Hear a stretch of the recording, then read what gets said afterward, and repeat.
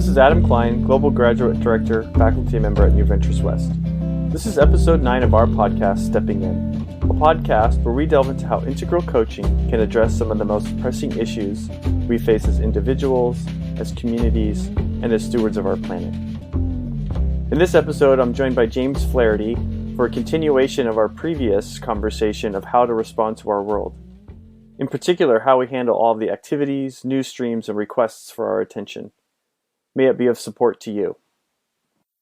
My view is that one of the most fundamental decisions we have to make these days, being a person in the modern world, is in what way is the world that we're living in unifying us, or in what way is it disintegrating us? And what are my practices, in other words, my recurring activities that I'm doing every day or even every hour, and what effect are they having on me? The trouble with our life is that there's no time to reflect and no time to notice the effect of how we're living. The effect of how we're living is having on us. So I think a big part of the response to our current world starts with noticing how I'm living is shaping me. Because if we're going to respond, it seems to me, we have to have much more creativity, resourcefulness available to us than we do for the most part. We are so stretched out by everything that we're engaged in that we have nothing left except to survive. Everything is taken. People are depleted. People are in a body that is a nervous system that's fully stimulated all the time with no leftover capacity. So there's nothing we can do except struggle to keep up. So I think a big part of that, of the initial responsiveness, is, besides what I just said, which is noticing the effect of how we're living on us, and then deciding what are we going to cut off that we've been following, that we've been keeping up with. Right. Part of the difficulty of our response is we're trying to respond in so many places. Right. We're trying to respond to all the messages that come to us on our different social media accounts, rather than selecting what is it that I'm going to direct my life towards, and how am I going to let go of all the pulls into other activities that will dilute what I'm up to. We are, I think, all in a big worry about being left out, of someone bringing up a topic in a conversation and we won't know about it.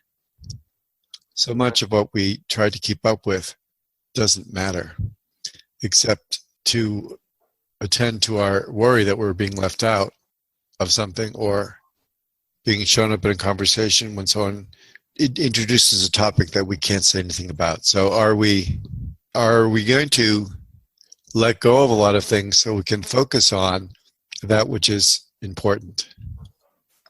And I think if we don't do that, we won't make much of a contribution. Right.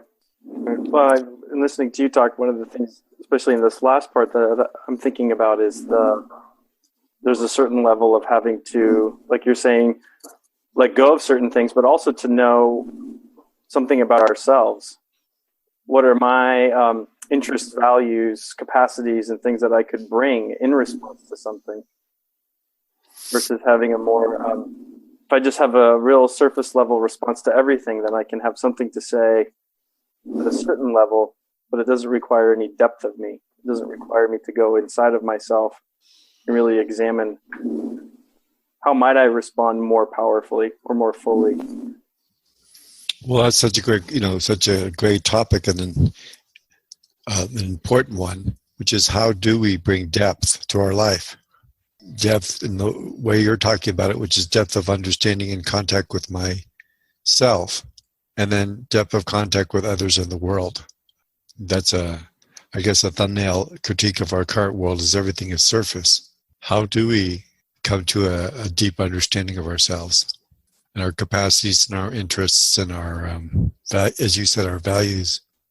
So part of it is reflection of building in time to reflect, but also it's having deeper conversations than we have usually in our day-to-day life. I'm reading a book by Sherry Turkle, who's the great sociologist teaching at MIT about technology, and her book is called Reviving Conversations. The essence of her critique of our current society is that we are getting worse and worse at having conversations. One of the components of that is, as you're saying, is knowing ourselves. And she cites evidence that says that if we don't have time alone, we can't know ourselves, which seems obvious when we say it. But how many of us have time alone? Solitary time, when we're not just away from other people, but away from our media, where we're not doing a mail or any other kind of electronic interactions, when we're simply with ourselves. And she's claiming that the research shows that if that's missing, we don't ever get to know ourselves. So it's part of the reason, say, in our year-long class, we ask everyone to take on a meditation practice. So at least for that 30 minutes every day, the person is solitary. They're just relying on themselves and paying attention to themselves.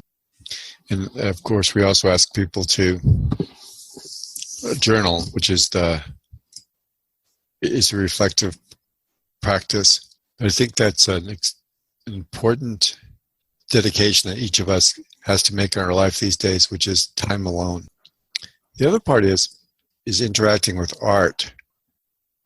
So great painting or music or literature as a way of deepening our world, being able to understand situations from other people's point of view, and also to notice my own response, my own reaction as an indication of the kind of person that I am. These days, it's so easy for us to curate everything from our friends to our news that gets to us to our music, so that we don't ever get anything unexpected or anything uncomfortable or anything edgy for us. So we stay in this narrow band of response and a narrow band, consequently, of how we know ourselves. So it can be an important practice to reach out to the world of art and take it in. Yeah, a couple of the words that you're using, I think, are worth. Seems to be talking about like taking it in. And earlier you said engaging with art, which is to me different than just going to like look at art or consume art, which, you know, I can be in the habit of going to a museum and just walking by things quickly. Oh yeah, that was nice, or I didn't like it, or I did like it. So I bring that forward because I think sometimes it can get lost, this way of engaging with things, especially in a world where so many things come at us that we are in a habit of consuming. It's funny to go to a great museum, say like the Louvre. I don't know if you've ever been to the Louvre, Adam, but it's miles and miles of hallways of art. And I would say 50 or 60% of the people go there to see one or two pieces of art. So they go there to see the Mona Lisa, and they go there to see the Venus de Milo. But do we have the chance, because there's always, like I was saying, hundreds of people around it, do we have a chance to stay in the presence of the art and let it affect us and quiet ourselves and let it change us, let it stir emotions and thoughts and memories, open up different ways of being? So that's what you're saying, is that's what it takes, not, quote, consuming art, which is racing through the hallways, got it, saw it, next. Oh, it's like eating a bowl of potato chips. Right. You sort of know that there was a bowl full at the beginning, and then 15 minutes they're gone, but you don't know what happened in between. They're just gone. And at the end of a day at the Louvre, it's easy for people to just be tired, but not moved, not touched, not informed. It is a funny thing that we're living with so much input day to day, but nothing gets to us. Right. Right. Anyway, art seems to me to be an important component in bringing depth to our life. I was leading our new class last week, Masterful Conversations, and it occurred to me that in the middle of doing an exercise about listening, we were doing we took a few hours and talked about 3 different depths of listening. And the first depth of listening was just about content. And I saw in the room that some people in the class loved listening at the level of content. They were really amused, and the person they were talking to was encouraged by their amusement, and they went on to tell stories, and both people were entertained. Can you say a little bit about what content means, like listening at the content? Yeah, so the exercise was, so if I would tell you a story, a 5 or 10 minute story about my life, and with lots of detail, like when I went to Hawaii the first time, I got to the airport early, about 9:15 in the morning for a noon flight, and I stayed in the lounge, and I drank coffee, and it was full of details, including what happened on the flight and what happened when I got off the plane, and smelled Hawaii for the first time. I got a flower lei around my neck, and I felt the softness and the coolness of flowers and their bouquet in my nostrils, and looked. So detail, listening for all that. And the exercise was to listen to all the detail and be able to say it back. And some of us think that's what listening is, and sometimes it's really difficult to listen to all the detail. It takes a lot of attention, and it takes a narrowing of our sensitivity. I saw, though, that some people were happy with that part, but it was superficial contact with each other. Oh. And I saw at that moment that if we are always talking to people who are listening that way, it makes it difficult for us to contact a deeper depth within us. But anyway, this is the depth of our life is to me the same as the depth with which we are listening to. And that's what you were saying about art. People can listen to the depth of it, or they can listen to it as content, interact with it like content. Oh yeah, I saw Michelangelo's David. I saw the Mona Lisa. I saw the carved door. I saw the Thinker, the great carved statue of the Thinker. I've seen great art. Well, what effect did it have on you? I saw it. There it was. It was hard to get to. There was a long line. It was a hot day. But what effect did the Mona Lisa have on you? There were so many people there. I could hardly see it. Right. Yeah, so I think that the depth of our responsiveness comes from, as you were saying, the depth of contact with ourselves. And the depth of contact with ourselves can start with the depth with which we're listening, the depth with which we are wondering, the depth at which we're questioning. So if I'm listening to you, and the question I'm asking myself all the time is, am I going to remember all this? And what if Adam later brings up his vacation? Will I remember the name of the hotel where he stayed? I have to remember all that. I will not really know you.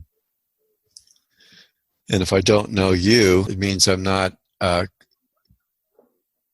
in touch with myself at a very deep level either. Right. So that's sort of where we started here, is are we living in a way that's building ourselves into someone who's paying attention superficially to the content of something or the surface of something? Right. Because that's what my response will be.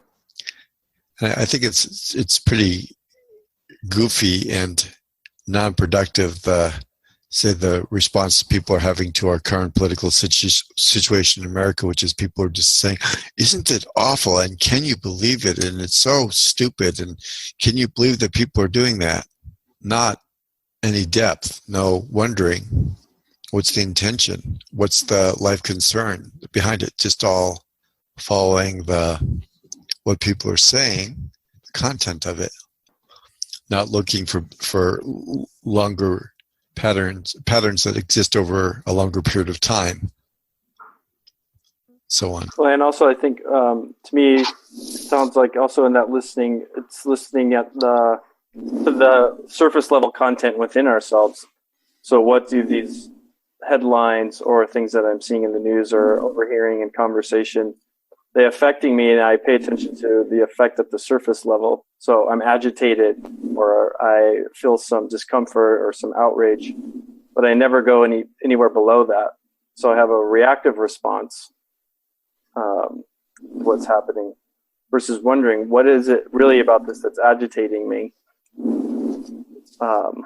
What can I learn about this agitation, and what can I do with it at a deeper level rather than just being in this mood of agitation all the time?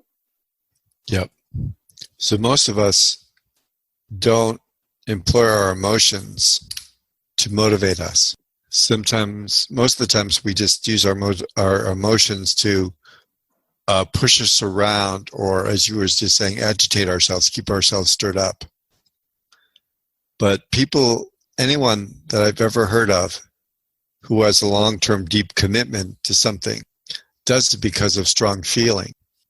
Some people who listen to this will know about our developmental model of the 10 ways, and one of the big steps, the important steps of having efficacy in the world is going from the level of conversations to the level of power.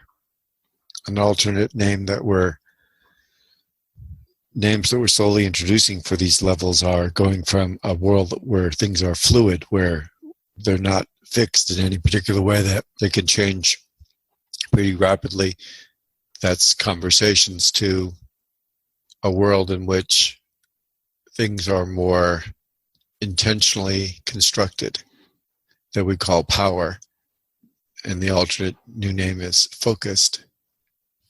So you know this stuff, Adam, because you're one of our leaders of the PCC. So, but we in our year-long class, so we talk about this movement from conversation to power, or from being fluid to being focused, as having to do with limiting how much of our life energy, our force, our presence gets wasted, gets leaked.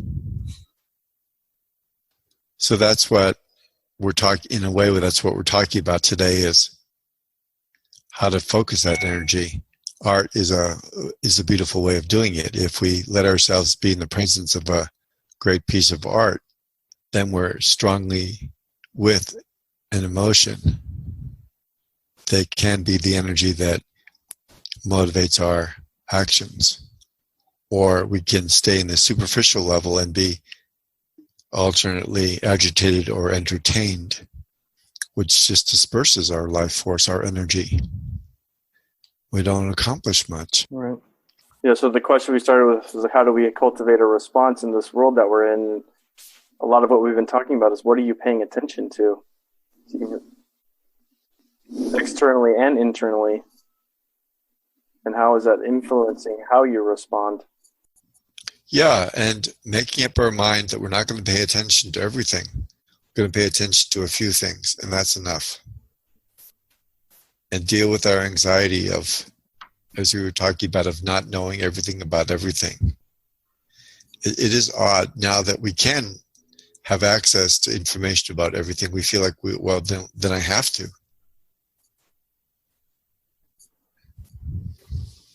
I don't know why we have to. I was just wondering, why do we have to? Where is that coming from?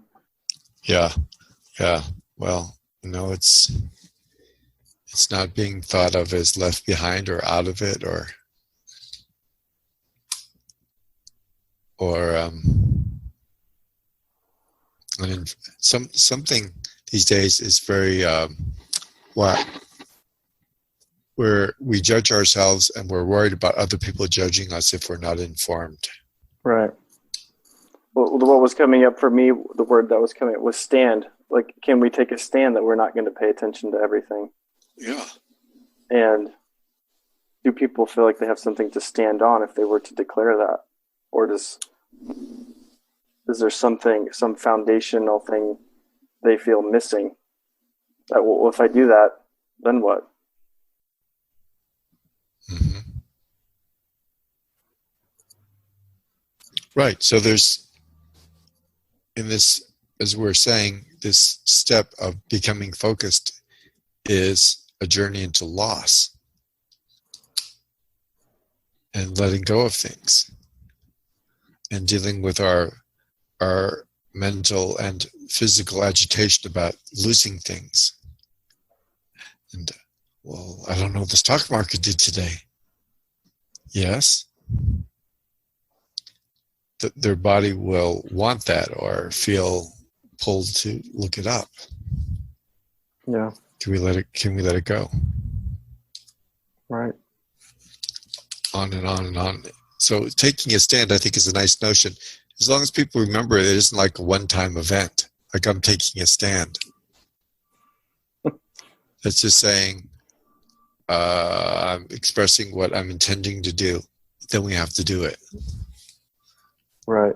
Right. You know, in speech act theory, declarations open up the possibility, but nothing happens until we take action. And to underscore what you're saying, that it's not taking action doesn't mean one time necessarily, especially in what we're talking about. It's ongoing. It's every day. Right? Every day, minute by minute, day by day. Yeah. This is Adam Klein, Global Graduate Director and Faculty Member at New Ventures West, and I've been joined by James Flaherty. This has been another episode of the podcast Stepping In. Please spread the news by sharing this podcast on social media and let us know what you think by emailing us at steppingin@newventureswest.com. Until next time, take care.